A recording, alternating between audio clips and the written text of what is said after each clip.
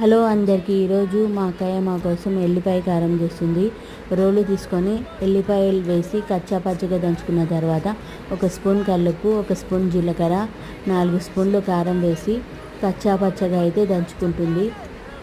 నార్మల్గా రోజు తినేదానికన్నా ఒక ముద్ద ఎక్కువే తినేయచ్చు. అన్నం అంత కమ్మగా ఉంటుంది ఎల్లిపాయ కారం అయితే. ఇంకా ఇదైతే ఒక గిన్నెలోకి అయితే తీసేసుకుంటుంది. ఇంకా దీనికోసం అయితే పోపు అయితే పెడుతుంది. కడాయి అయితే పెట్టేసుకున్నాము. ఒక 2 స్పూన్ల ఆయిల్ వేసుకొని అర స్పూన్ ఆవాలు, అర స్పూన్ జీలకర్ర, 2 ఎండుమిర్చి, 4 రెమ్మల కరివేపాకు వేసి పోపు దోరగా వేగిన తర్వాత దంచుకున్న ఎల్లిపాయ కారం వేసేసుకొని కలిపేసుకునేసి ఇంకా వేడివేడి అన్నంలో అయితే వడ్డించుకొని తినేయడమే. ఇంకా మేమైతే వడ్డించుకొని తినేస్తున్నాము. చాలా కమ్మగా, చాలా టేస్టీగా ఉంటుంది. మీకు కనుక ఈ వీడియో నచ్చినట్లయితే లైక్ చేసి సబ్స్క్రైబ్ చేసుకోండి.